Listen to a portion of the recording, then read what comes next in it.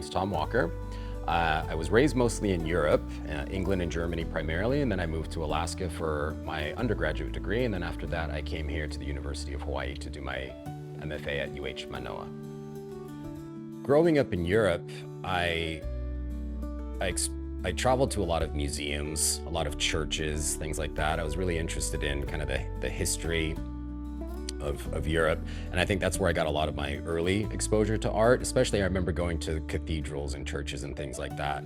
I got really fascinated with like the plague doctors from the bubonic plague in medieval Europe, and so a lot of my early like artworks were about kind of these figures, right, and just the style and the, got me really interested in classical and Renaissance art. So I mean, a pretty traditional like background in art, like as a kid, right? Being exposed to that kind of stuff. And then just as I got older, that interest just stayed with me, and I was always drawing, I was always painting. So that for me, it was pretty natural to go into being an artist. In a lot of ways, I was lucky because, I mean, growing up in Europe, what better place for somebody that was interested in the arts? Again, I was exposed to a lot of artworks that maybe I wouldn't have been if I grew up somewhere else. The history of artwork and painting itself is really rich. So yeah, I mean, I think, yeah, I was fortunate, I was lucky. Then, a lot of my peers here that grew up in the US is just where, I remember in school, we would take field trips to the Notre Dame. And it's like just seeing those opportunities, I guess, I was just really, fascinated with art, and I wasn't always sure exactly what I was going to do with it, but I always knew that I would be making art, moving forward. My family's all military, and when I was a kid growing up, I remember in high school, I asked my dad, I was like, well, what do I do after high school? I guess I'll join the military. And my dad was like, absolutely not. And I think he knew that just as a kid, I was just, I was really creative. I was really, I loved art making, and my family was very supportive. He didn't quite understand what I was going to do pursuing art, but he gets it now. I mean, he understands now, he sees it, but he was very insistent that I find a way to put that creative talent to use.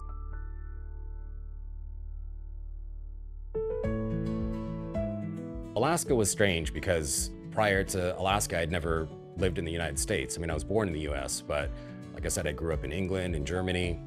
So I remember when I got off the plane, the very first day I was there, it was 50 below zero, and I saw a moose within like the first 30 minutes. And I was like, okay, this is my life now. As an artist, my work definitely changed when I moved to Alaska. My palette was really dark, and the subject matter, I started painting trees, and I think where you live can really influence the type of work that you make. So for many years, I remember I was painting birch trees, and I was definitely influenced by the Alaskan wilderness. I just remember, painting in my studio, and, when it's a particular time of the year, it could be 2 a.m. or 2 p.m. If you look outside, you can't really tell, what's going on there. So I think I was pretty, I don't know, I felt like I was really productive in Alaska as an artist. And I think in some ways that's just due to the nature of kind of where you live. If it's 40 below out and it's dark, I mean, there's something really to do except drink or or paint or make artwork, Now, being here in Hawaii, my palette definitely changed. I mean, my colors changed, and my work changed a bit from moving away from mimetic representation to abstraction now. And that wasn't like a conscious decision. It just kind of naturally just happened, where my palette changed, my subject matter changed. But yet they're all still somewhat connected, right? There's a lot of similarities between Alaska and Hawaii.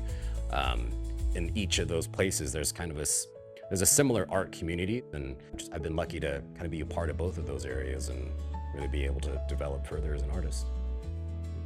I always knew that I was going to be involved in the arts. I just didn't know to which degree. I had a feeling that I would be going on as an educator and mentor as well too, but I wasn't always sure.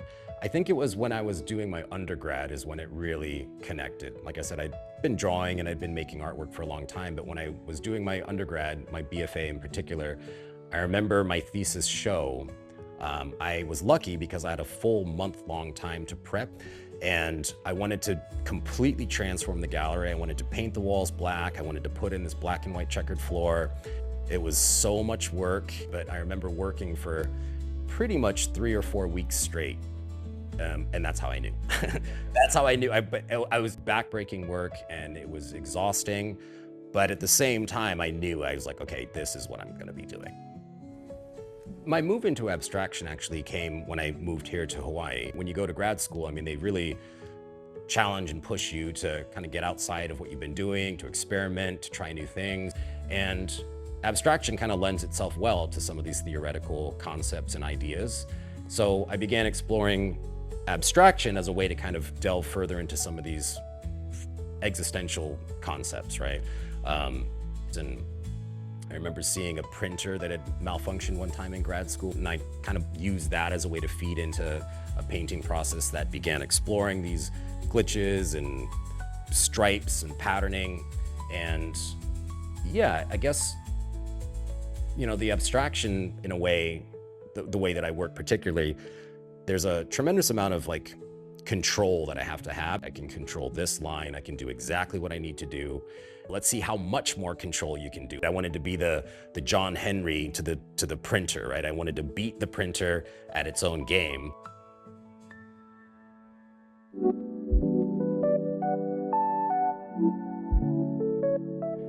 When I was in school, I wasn't the most talented art student, but the one thing that I could do, that I knew that I could do, is I knew that I was going to be able to work longer and harder than most of my peers. So that work element is the one, that's the trick that I had that my peers didn't have. I wasn't maybe as talented or skilled or creative, but I knew that I was going to be able to work in a way that they wouldn't be able to. And that's what kind of made my work develop the way that it did, is to find processes that are really laborious, really technical, really tight, and kind of develop that to see where that could go. Really putting time and work, just emphasizing that work and time and labor, discipline. That's where I think your artwork comes from primarily, or at least that's where I think your work can be elevated, is through that labor and that time and that proficiency. Digital mediums that I work with are just kind of the modern day equivalents of a sketchbook, right? I mean, I remember when I was younger in school, like everybody, you had a sketchbook and like you carried it around, you wrote notes in it, you would do compositional sketches or studies. I was still using this resource to generate ideas and to kind of polish my ideas.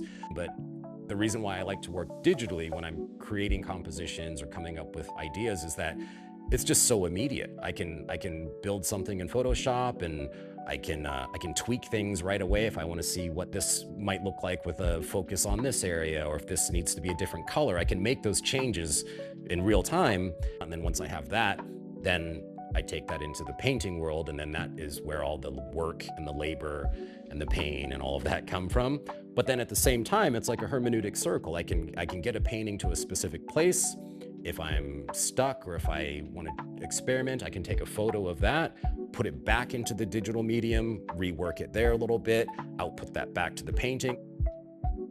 I approach a lot of the composition building. I typically work on wood. I really don't work on canvas all that often because I really need a very hard, smooth surface.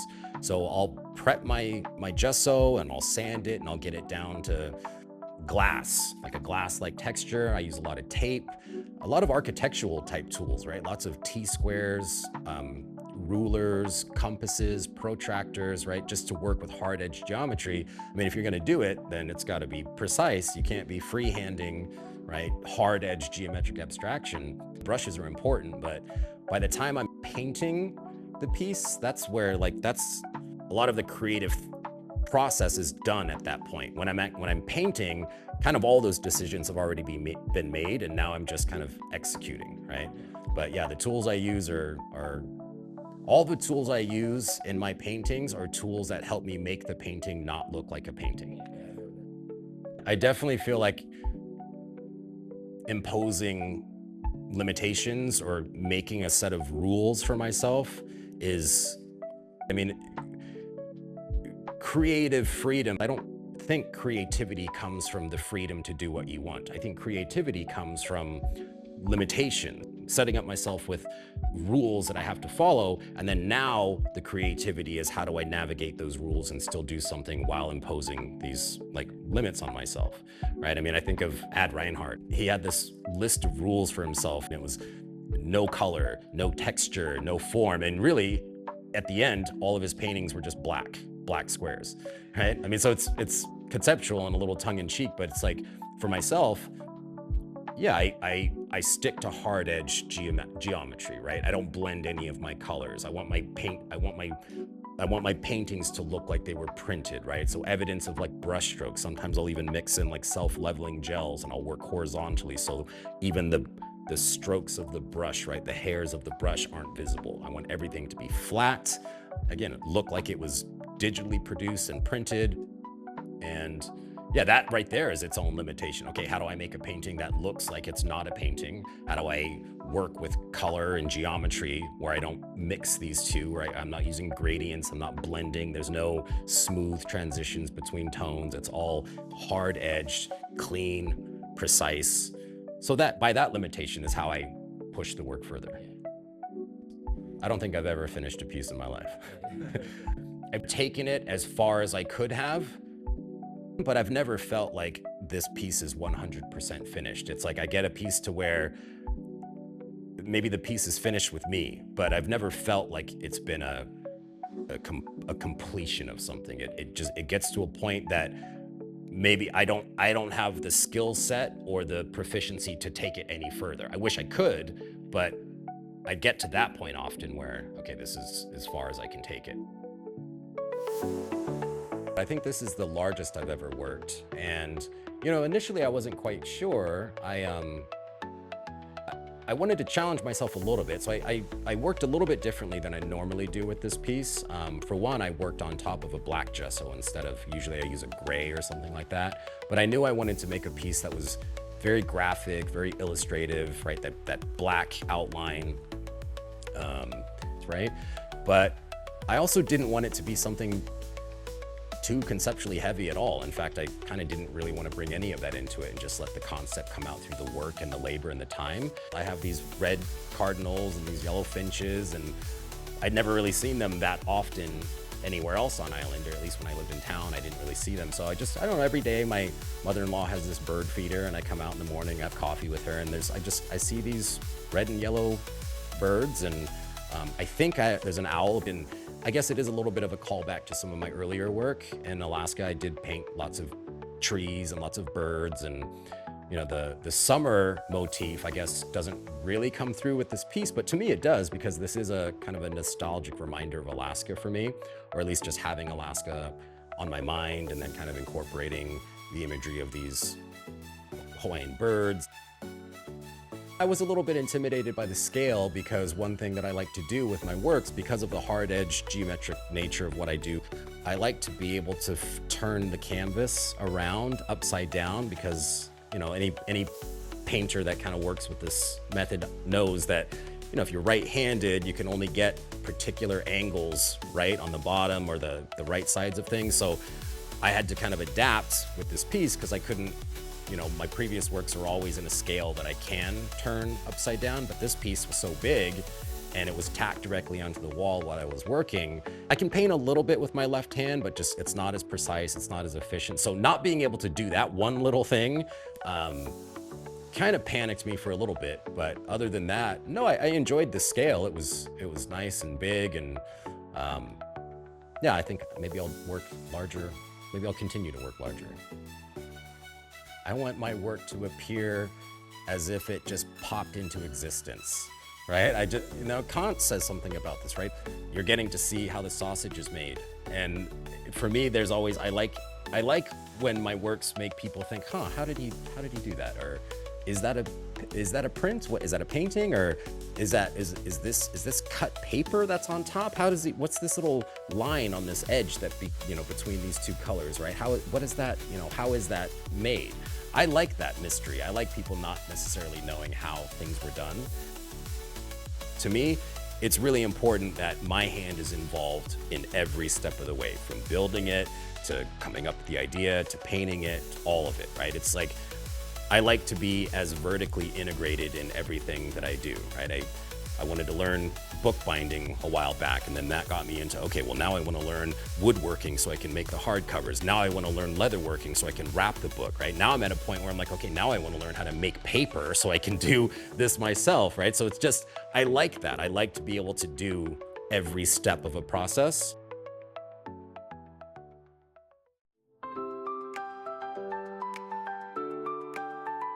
I just want to dispel the myth that art making is like this fun and enjoy. I mean, it is all of those things, but I also want to emphasize that it is serious and it is work and it takes time. I'm making something that's tangible and I want that finished piece to be as strong as I can make it, but it doesn't get there on its own. It doesn't get there without the process. And a lot of the time when I'm working, I'm thinking, I'm reflecting, and it's that solitude time of doing something, anything, no matter what it is, anything that requires focus and your attention and your care and learning how to sustain that for a long period of time. I feel like young students today, you have to slowly challenge them, build up their ability to lock in 5 hours, work. That's the process. So I think that's important. That's something that you have to learn how to do that. I think as a painting instructor here, one of the things that I hope students and the public see when they come to this piece is the time and the labor and just understanding that artwork, it's not always about fun or expression or ways to like apply self-therapy. I mean, it is all of those things too, but it's also work and it also takes time and it's also labor. And one of the things I tell my students is that the sooner you can realize that, or at least make that connection that it may not always be fun, but you still do it anyways. You may not always want to go to the gym, but you know it's good for you. You know you have to go. There is a discipline that's necessary, and what I like to relay to my students is that, yeah, that discipline, doing it even when you don't want to do it, right, is how you're going to be challenged and pushed and continue to grow as an artist. I don't necessarily think I can teach someone how to make art. I can teach you skills and techniques, but actually teaching a student how to make art, I don't think I can do that. But again, with the skill sets and with the knowledge and teaching them that it takes work and it takes time and that you should cultivate that and think about their ideas and think about what they want to say, think about how they want to say it. But I think my role primarily is to teach so we understand what we're doing and to try to inspire them, to motivate them to pursue this on their own and not just I make these artworks when I come to my class for the 6 hours a week, right? Because again, yeah, the art making process is something that I don't feel anybody can teach you that, right? That discipline and that motivation has to be there. Like you have to have that, or you have to be able to learn how to cultivate that. When I'm teaching painting, I don't teach my students to do this or to work in this process. In fact, when they ask about, oh, I want to try doing tape, I always caution them. I want them to explore their own voices, figure out their own ways of painting. I mean, when I was in school, I remember as an undergrad, he would just give us projects. He would say, okay, here's the semester, you have 5 paintings, these are the due dates, have something to show.